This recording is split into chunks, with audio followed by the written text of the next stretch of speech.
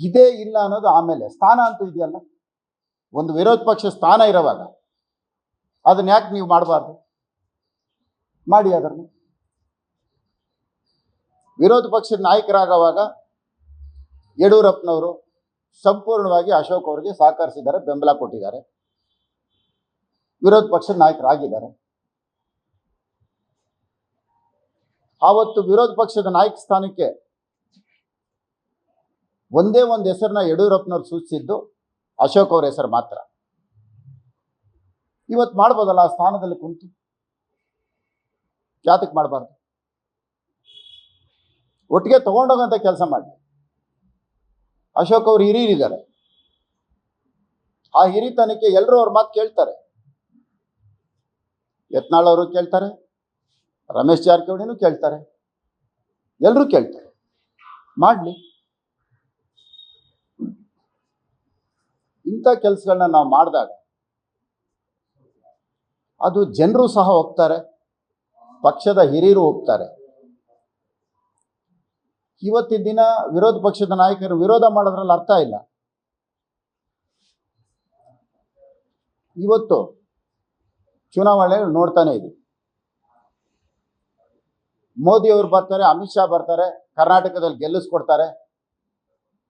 ನಾನು ಮುಖ್ಯಮಂತ್ರಿ ಆಗ್ಬೋದು ಕನಸು ಕಾಣೋ ಬದಲು ನನ್ನ ಕೊಡುಗೆ ಏನು, ನಾನು ಪಕ್ಷ ಹೆಂಗೆ ಕಟ್ತಾ ಇದ್ದೀನಿ, ಎಲ್ಲರನ್ನು ಒಟ್ಟಿಗೆ ಹೆಂಗೆ ತೊಗೊಂಡು ಹೋಗ್ತಾ ಇದ್ದೀನಿ, ಎಷ್ಟು ಜಿಲ್ಲೆಗಳು ಸುತ್ತಾ ಇದ್ದೀನಿ, ಎಷ್ಟು ಜಿಲ್ಲೆನಲ್ಲಿ ಮತಗಳು ತರ್ತಾ ಇದ್ದೀನಿ, ನಾನು ಹೋದರೆ ನನ್ನ ಶಕ್ತಿನಲ್ಲಿ ಎಷ್ಟು ಕ್ಷೇತ್ರಗಳನ್ನ ಗೆಲ್ಲಿಸ್ತೀನಿ,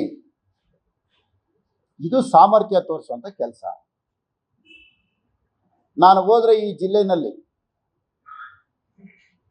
ಒಂದು ಶೇಕಡವಾರ ಮತಗಳು ಹೆಚ್ಚಾಗತ್ತೆ, ನನ್ನಿಂದ ಈ ಜಿಲ್ಲೆಯಲ್ಲಿ ಗೆಲ್ತಾರೆ, ನನ್ನಿಂದ ಒಂದು 20 ಶಾಸಕರು ಗೆಲ್ತಾರೆ, ನಾನು 20 ಶಾಸಕರನ್ನ ಗೆಲ್ಲಿಸ್ತೀನಿ ಅನ್ನೋ ಶಕ್ತಿ ಇದ್ದು ನಾವೆಲ್ಲಾನು ಮಾಡ್ಬೇಕಾದ್ರೆ.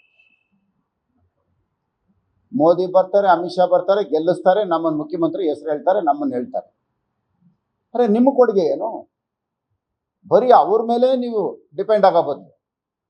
ನೀವು ಕೊಡಿ, ಸುತ್ರಿ ಜಿಲ್ಲೆಗಳನ್ನ ಮಾಡ್ರಿ. ಏನು ಮಾಡ್ತಾ ಇದ್ರಿ? ಬೆಳಗ್ಗೆದ್ದು ಮಾಧ್ಯಮದವ್ರನ್ನ ಕರೆಯೋದು, ಒಂದು ಹೇಳಿಕೆ ಕೊಡೋದು, ಮುಗ್ದೋಯ್ತು. ಇದನ್ನ ನಾವು ಮಾಡ್ಬೇಕಾದ್ರೆ ವಿರೋಧ ಪಕ್ಷದ ಕೆಲಸ. ಇವತ್ತು ನಾವು ಅಧಿಕಾರದಲ್ಲಿ ಇದ್ದಾಗ ಕಾಂಗ್ರೆಸ್ನವ್ರು ಏನೇನು ಅಪಪ್ರಚಾರ ಮಾಡಿದ್ರು. 40% ತಂದಿದ್ಯಾರು? ಕಾಂಗ್ರೆಸ್ ಕುಮ್ಮಕ್ನಿಂದ. PCM ತಂದಿದ್ದಾರು? ಕಾಂಗ್ರೆಸ್ ಕುಮ್ಮಕ್ನಿಂದ. ಕಿವಿನಲ್ಲಿ ಹೂವು ಇಟ್ಕೊಂಡು ಸುತ್ತಿದ್ದಾರು? ಕಾಂಗ್ರೆಸ್ ಅವರು. ಸುಳ್ಳು ಆರೋಪಗಳ ಮಾಡಿ ಅಧಿಕಾರಕ್ಕೆ ಬಂದರು. ಅವರು ಮಾಡ್ತಾ ಇರೋ ತಪ್ಪುಗಳನ್ನ ಎತ್ತು ತೋರಿಸೋರು ಇವತ್ತು ನಮ್ಮಲ್ಲಿ ಕಡಿಮೆ ಆಗ್ತಾ ಇದೆ. ಫಸ್ಟ್ ಇದನ್ನು ನಾವು ಸರಿ ಹೋಗೋಣ. ನಾವು ವಿರೋಧ ಪಕ್ಷದವ್ರ ಮೇಲೆ ಏನು ಮಾತಾಡ್ತಾ ಇಲ್ಲ, ಬಹಳ ಅನ್ಯೂನ್ಯವಾಗಿ ಹೋಗ್ತಾ ಇದೆ. ವಿರೋಧ ಪಕ್ಷದವ್ರ ಜೊತೆ ಮಾತಾಡೋದಕ್ಕಿಂತ ನಮ್ಮವ್ರನಲ್ಲಿ ನಾವೇ ಟೀಕೆ ಮಾಡ್ಕೊಂಡು ಬದುಕಂತ ಪರಿಸ್ಥಿತಿ ಬರ್ತಾ ಇದೆ.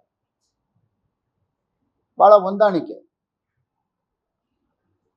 ಇದನ್ನ ಬಿಟ್ರೆ ಭಾರತೀಯ ಜನತಾ ಪಕ್ಷ ಇವತ್ತು ದೆಹಲಿ ಏನು ಕಾಂಗ್ರೆಸ್ ಪಕ್ಷಕ್ಕೆ ಕೊಟ್ಟ ಒಂದು ತೀರ್ಪೇನಿದೆ, ಅದೇ ತೀರ್ಪು ಸಹ ಇಲ್ಲೂ ಬರುತ್ತೆ. ಇಲ್ಲ ಅಂದರೆ ಅವ್ರು ಇವತ್ತು 5 ಗ್ಯಾರಂಟಿ ಸುಳ್ಳು ಭರವಸೆಗಳು ಕೊಡ್ತಾರೆ, ಇನ್ನೂ ಒಂದಷ್ಟು ಜನರನ್ನ ಸುಳ್ಳು ಹೇಳ್ತಾರೆ, ದಾರಿ ತಪ್ಪಿಸ್ತಾರೆ. ಅಧಿಕಾರಕ್ಕೆ ಬಂದೇ ಬರ್ತೀವಿ ಅನ್ನೋ ಒಂದು ಇದರಲ್ಲಿ ಅವರಿದ್ದಾರೆ. ಇದಾಗಬಾರ್ದು ಅನ್ನಂಗಿದ್ರೆ ಫಸ್ಟು ನಮ್ಮ ರಾಜ್ಯದ ನಾಯಕರುಗಳು ಒಗ್ಗಟ್ಟಾಗಿ ಕೇಂದ್ರದ ವರಿಷ್ಠರ ಮುಂದೆ ಹೋಗಿ ಅಲ್ಲಿ ಮಾತನಾಡಿ ಬಗೆಹರಿಸ್ಕೊಂಡ್ಬಂದು, ಚುನಾವಣೆ ಶೀಘ್ರದಲ್ಲೇ ಬರುತ್ತೆ. ಇದೇ ರೀತಿ ಸಿದ್ದರಾಮಯ್ಯನವ್ರಿಗೆ ತೊಂದರೆ ಮಾಡ್ತಾನೆ ಇದ್ದರೆ, ಸಿದ್ದರಾಮಯ್ಯನವ್ರಿಗೆ ಭಾರತೀಯ ಜನತಾ ಪಕ್ಷದಿಂದ ತೊಂದರೆ ಆಗ್ತಾ ಇಲ್ಲ. ಒಂದು ಗಾದೆ ಮಾತಿದೆ, ಮಗ್ಗಲ್ ಮುಳ್ಳು ಅಂತ. ಇವತ್ತು ಸಿದ್ದರಾಮಯ್ಯನವ್ರಿಗೆ ಯಾರೋ ಶತ್ರುಗಳಲ್ಲ, ಮಗ್ಗಲ್ ಮುಳ್ಳೇ ಶತ್ರು. ಇಷ್ಟು